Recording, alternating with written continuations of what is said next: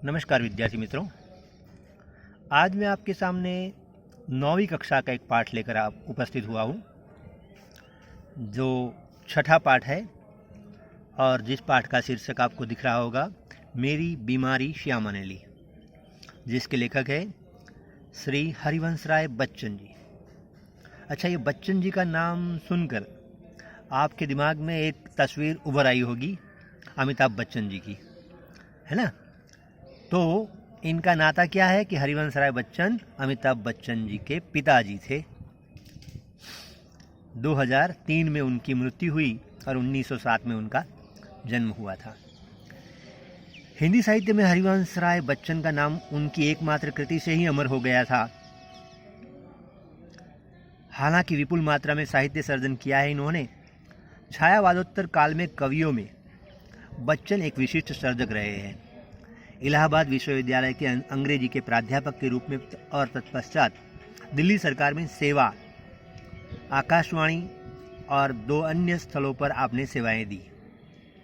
भारत के एक विशिष्ट कवि के रूप में राष्ट्रपति जी ने उन्हें राज्यसभा का सदस्य भी मनोनीत किया था, क्योंकि राष्ट्रपति के हाथ में सत्ता होती है। 12 ऐसे व्यक्तियों को वे राज्यसभा में नियुक्त करते हैं। प्रारंभिक नौकरी पायोनियर प्रेस में उन्होंने की थी। मधुशाला के कवि के रूप में बच्चन जी को इतनी शोहरत मिली, इतनी प्रशस्ति मिली कि उनकी मधुशाला का सभा सम्मेलनों, कवि गोष्ठी आदि में इनका व्याख्यान होता था। लोग बड़ी संख्या में इनके उमड़ते थे। कैम्ब्रिज यूनिवर्सिटी से जॉन पेट्स नामक कवि ने समग्र वाङ्मय पर आपने पीएचडी की है। केंद्रीय मंत्रालय दिल्ली में आपने हिंदी विशेषज्ञ के रूप में अप्रतिम कार्य किया है। आपको कई पुरस्कार जैसे सोवियत लैंड पुरस्कार, साहित्य अकादमी पुरस्कार और पद्म विभूषण आदि भी प्राप्त हुए हैं। तीर पर कैसे रुकूं मैं, आज लहरों का निमंत्रण और इस पार प्रिय तुम हो, मधु है उस पार न जाने क्या होगा जैसी काव्य पंक्तियाँ आज भी लोगों को की ज़बान पर है। मधुशाला, निशा निमंत्रण, सप्तरंगिनी, मिलन यामिनी, आकुल अंतर और एकांत संगीत नामक आपके सुप्रसिद्ध काव्य संग्रह है। तो क्या भूलूं, क्या याद करूं, नीड का निर्माण फिर, बसेरे से दूर और 10 द्वार से सोपान तक शीर्षक से 4 खंडों में लिखी आपकी आत्मकथा है। मेरी बीमारी श्यामा ने ली आत्मकथांश है, आत्मकथा का अंश है, जो क्या भूलूं, क्या याद करूं में से लिया गया है। बच्चन जी की प्रथम पत्नी का नाम श्यामा था, जो सही अर्थ में एक आदर्श जीवन संगिनी थी। श्यामा की बीमारी उसकी खुद की न होकर बच्चन जी की थी, जो सेवा करते करते ले ली गई थी। बच्चन जी का यह मंतव्य श्यामा की पति भक्ति, कर्तव्यपरायणता और निष्ठा का प्रतीक है। प्रस्तुत आत्मकथांश में श्यामा की बीमारी का दर्दनाक और कारुण्य सभर निरूपण मिलता है, तो दूसरी ओर कवि की भावुकता और संवेदनशीलता का प्रकटीकरण मिलता है। क्या भूलूं, क्या याद करूं श्री हरिवंश राय बच्चन जी की आत्मकथा है। हिंदी के इस सुप्रसिद्ध कवि ने अपने संस्मरण बड़े ही रोचक ढंग से आलेखित किए हैं। कवि अपने जीवन की घटनाओं के साथ उस युग का चित्र भी दे देते हैं। प्रस्तुत अंश क्या भूलूं, क्या याद करूं से लिया गया है। इसका यह शीर्षक मेरी बीमारी श्यामा ने ली विषय वस्तु का भी निर्देश करता है। हाँ, तो आपके पास किताब खुली ही होगी। अब पाठ शुरू करते हैं। लेखक अपने बारे में बताते हैं आत्मकथा में। मैं अपनी बीमारी को दुलराने वालों में न था। सच कहूँ तो मैं अपनी बीमारियों के प्रति प्रायः निर्भय था। शायद मैंने गांधी जी के ही एक लेख में कहीं पढ़ा था कि बीमार होना अपराध है।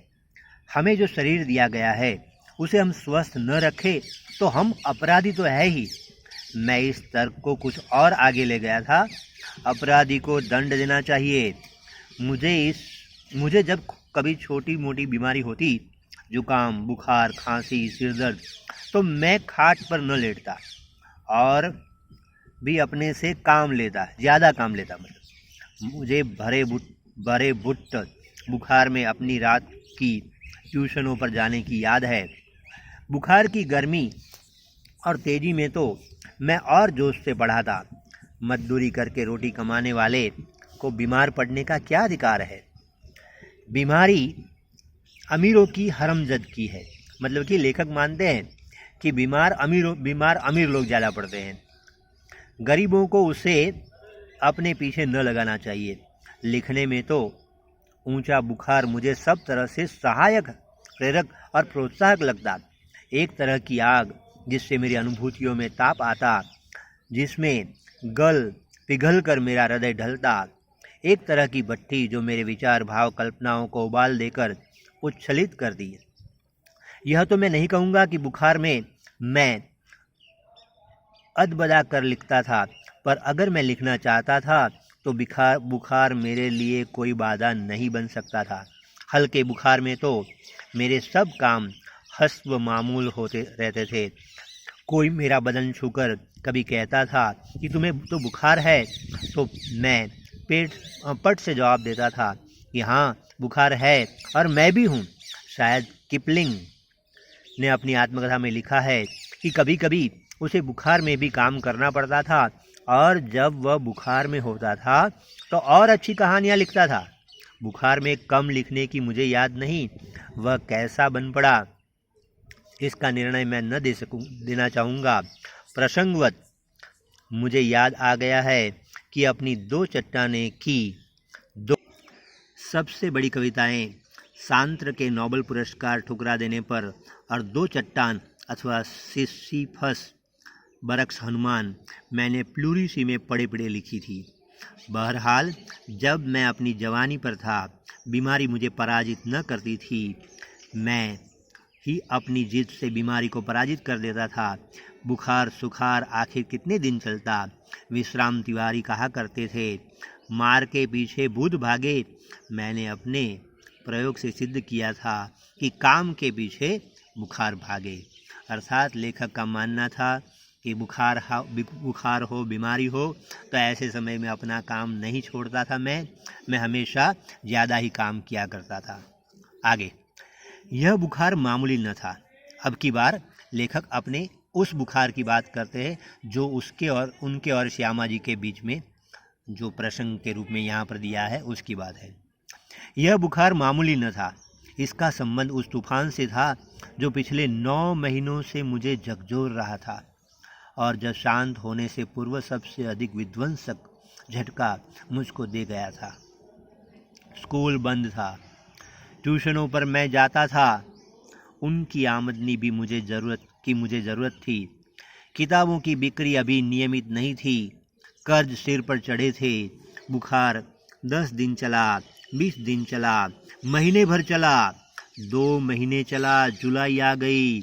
अब बुखार के साथ ट्यूशन पर ही न जाना होता, दिन भर स्कूल में पढ़ाना भी पड़ता। बुखार का नमूना वही, सुबह बिल्कुल नहीं, शाम को 101 से 102 के बीच, यानी कि 100 के ऊपर जब बुखार होता है ना हमारे शरीर का टेम्परेचर, तो वह ज़्यादा कहलाता है। तो लेखक को हर रोज़ शाम को 101 से 102 के बीच बुखार रहता था। कमजोरी दिन दिन बढ़ती हुई, कभी कभी धीमी खांसी। दवा, शौक या दवा बांटू एक होम्योपैथ कर रहा था। कभी कभी सोचता, क्या मुझे तपेदिक हो गया है? तपेदिक, टीबी हो गया हो तो एलोपैथी का इलाज तो अपने बूते से बाहर था।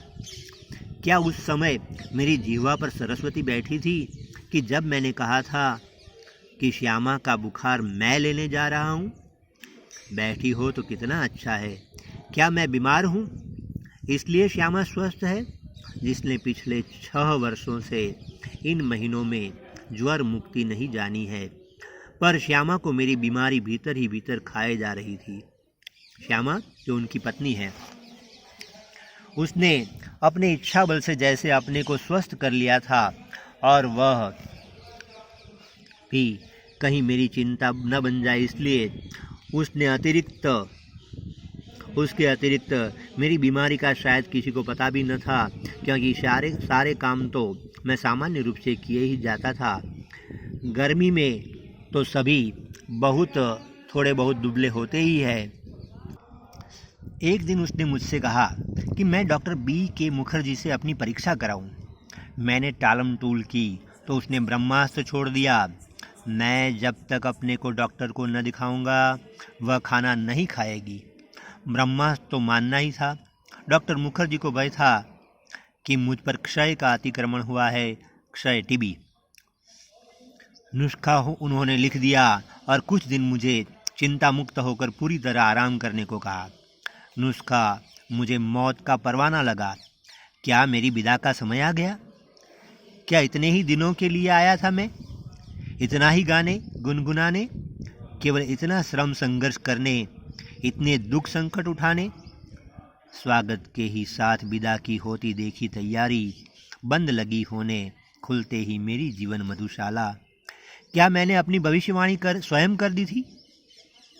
सबसे मर्मवेदी प्रश्न था, क्या श्यामा के भाग्य में वैधव्य भी लिखा है? मरने से मुझे डर नहीं था, वह मुझे कठिन भी नहीं लगा। कठिन लगा मरने से पहले जीना। पूरे आराम के अर्थ होंगे ट्यूशन छोड़ दूं, स्कूल से छुट्टी ले लूं, ज़्यादा लूं तो बगैर तनख्वाह के लेने को तैयार हूं। फिर घर का खर्च कैसे चलेगा? सालिग्राम केवल अपनी तनख्वाह के बल पर घर नहीं चला सकते। कल उनकी बदली हो सकती है, तब वे एक पैसा भी घर भेजने की स्थिति में न होंगे। महंगी महंगी दवाएं कहाँ से आएंगी? किताबों से आमदनी अनियमित और अनिश्चित थी। कर्ज भी अदा करने को कम नहीं है। श्यामा ने मेरी बीमारी सुनी तो कांप उठी, पर तुरंत संभल भी गई, दृढ़ भी हो गई, जैसे उसने पल भर में अनुभव कर लिया हो कि उसका कांपना मैं सहन न कर सकूंगा। इस खबर से मेरे माता पिता को तो लकवा सा मार गया, क्योंकि वह उस समय की बात है जब टीबी तपेदिक कैसा रोग था कि लोग उससे मरते ज़्यादा थे। और इसीलिए तो उसके बाद लोगों ने अपने बच्चों का नाम अक्षय ऐसा लिखना शुरू कर दिया था, बनाना नाम रखना शुरू कर दिया था, ताकि अपने बच्चे को क्षय या टीबी न हो। इस खबर से मेरे माता पिता को तो लकवा सा मार गया। पिताजी धैर्यवान व्यक्ति थे। उन्होंने मुझसे कहा, घबराओ नहीं, हम घर बेचकर तुम्हारा इलाज करेंगे। सालिग्राम असमर्थता की एक सांस लेकर रह गए। मैंने कुछ दिनों के लिए ट्यूशन और स्कूल से छुट्टी ले ली। किताबों की बिक्री से कुछ रुपये पड़े थे, उनसे दवा मंगा ली और चारपाई पर लेट गया। श्यामा की सेवा साकार हो गई। डॉक्टर ने निश्चिंत होकर आराम लेने के लिए कहा था। जब बहुत कुछ करने को रहता था, चिंता के लिए समय ही कहाँ था। अब तो चिंता ही चिंता करने को थी। विशेष चिंता भी मुझे सिर पर चढ़े कर्ज की थी। मेरा इलाज हो या न हो, पर कर्ज की किस्तें तो जानी ही चाहिए। उसकी नियमित अदायगी के साथ मेरी साख जुड़ी थी। उसका जाना मेरे मरने से पहले ही मेरी मौत होगी, क्योंकि लेखक को कर्जे की भी चिंता थी। उन्होंने कहीं से कर्जा भी ले रखा होगा। इसकी बात अब आती है। श्यामा के लिए मैं एक पारदर्शी दर्पण था। उसने पूछा, किस बात की से चिंतित हो? चिंता ही खाती रहेगी तो दवाएं क्या लाभ पहुंचाएगी? मैंने कहा, ट्रैक्ट सोसाइटी से मुझ पर 400 रुपये का कर्ज है और करीब 100 अन्य मित्रों के, तो इस प्रकार 500 रुपये का कर्जा लेखक के ऊपर चढ़ा हुआ था।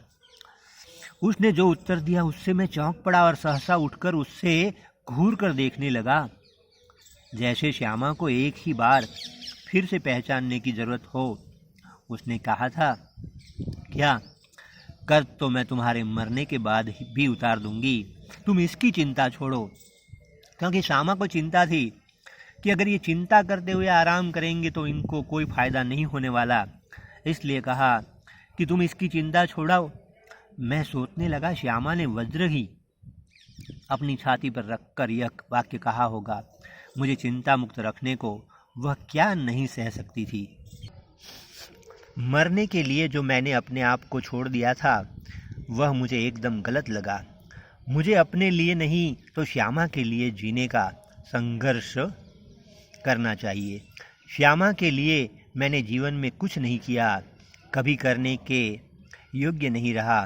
अब यदि मैं उसे ऐसी स्थिति में छोड़ जाऊं तो वह मेरे मरने पर मेरा कर्जा उतारने की चिंता करे तो मुझसा जघन्य अपराधी कौन होगा। नहीं, मैं श्यामा के लिए चिंता नहीं छोड़ जाऊंगा। जीने का रास्ता खोजूंगा, जीकर अपनी चिंताएं समाप्त करूंगा। एक रात जैसे मेरे कानों में किसी ने कहा, एक रास्ता अब भी है।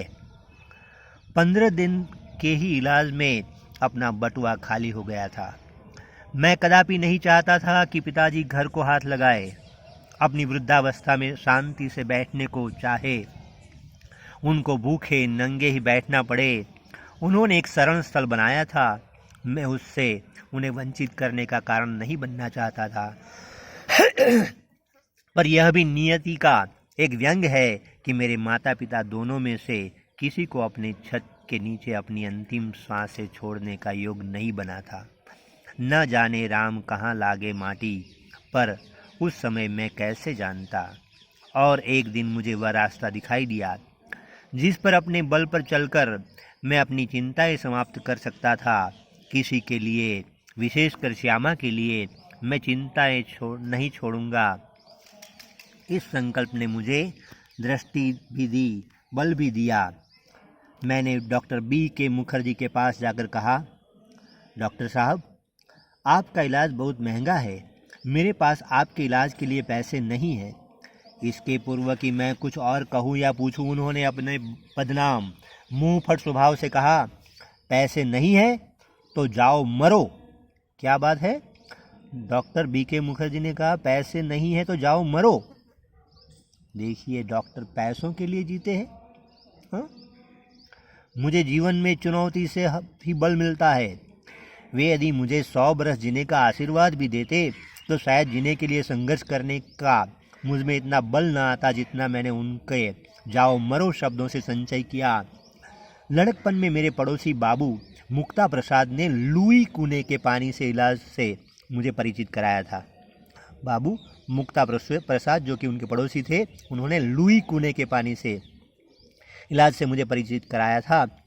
मेरी ऐसी बीमारी के लिए ठंडे पानी में के टब में बैठकर सीड्स बाथ लेने का विधान था। एलोपैथी में क्षय के लिए रोगी को दूध, घी, मक्खन, अंडा आदि से अधिक दिया जाता था। कुएं के इलाज में चिकना मना था। सिर्फ कच्ची सब्जियां, फल, भीगे चने, गेहूं आदि पर रहना था। न दवा पर कुछ खर्च, न खुराक पर खर्च। यही इलाज तो मेरी स्थिति के अनुकूल था, क्योंकि पैसे कम थे और काम का साधन किए जाने था। मैंने B.K. मुखर्जी का नुस्खा फाड़ डाला और कुएं के अनुसार सीड्स बाथ आरंभ किया। तदनुसार खुराक आदि रखी। स्कूल भी जाने लगा, केवल रात वाली ट्यूशन छोड़ दी। उसका मुआवजा एक तरह से किताबों की बिक्री से मिल जाता। श्यामा ने मेरा विरोध न किया। जीवन भर मैं जिस रास्ते पर चला, उसने स्वस्ति पंथा कहकर मेरे पीछे चली। मेरी स्नान चिकित्सा के संबंध में वह प्रतिदिन अपनी सेवा सहयोग देती रही। सबसे अधिक अपने इच्छा बल से उसने मुझे अपने रास्ते पर न ठहरने दिया, न पीछे फिरने दिया। राह पकड़ तू, एक चला चल पा जाएगा मधुशाला।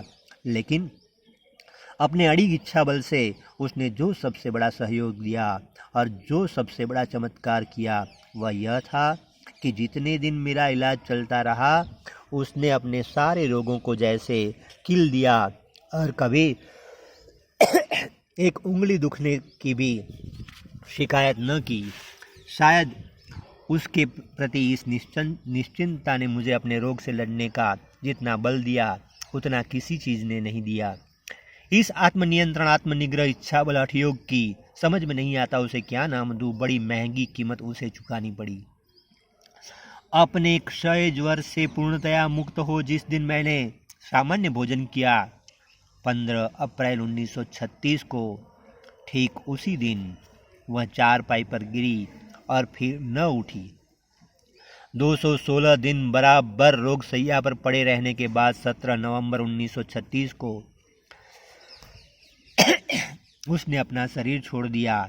श्यामा को अपने विवाहित जीवन के अंतिम 18 महीनों में मुझे और उसे दोनों को मौत के साथ संघर्ष करना पड़ा। मेरे संघर्ष में श्यामा ने अपनी इतनी आंतरिक मंगल कामना दी, इतना सहयोग दिया, इतनी अपनी सेवा दी, इतना अपने को दिया, इतना अपनी ओर से मुझे चिंता विमुक्त रखा कि मैं उस संघर्ष में विजयी हुआ। पर उसके संघर्ष में बहुत मैंने अपनी शुभकामना दी, बहुत सहयोग दिया, बहुत सेवा दी, बहुत अपने को दिया, पर वह पराजित हो गई। संभवतः एक मोर्चे की कमजोरी से वह मेरे विषय में मृत्यु की अंतिम सांसों तक चिंता विमुक्त नहीं हो सकी।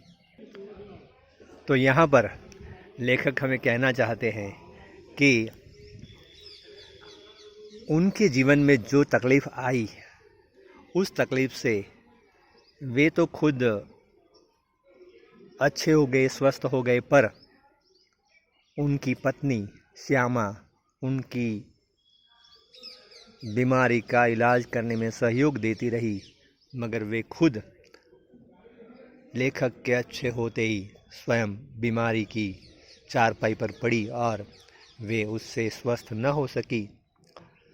और इसीलिए इस पाठ का जो टाइटल रखा है, मेरी बीमारी श्यामा ने ली, और श्यामा ने अपने पति की सेवा करते करते खुद बीमार हो गई और अपने दम तोड़ दिया। यही है भारतीय औरतों की, भारतीय पत्नियों की परिस्थिति कि वे अपने पति की जान की परवाह करते करते खुद की परवाह नहीं करती है और अपने आप को समर्पित कर देती है। That's all. ओके।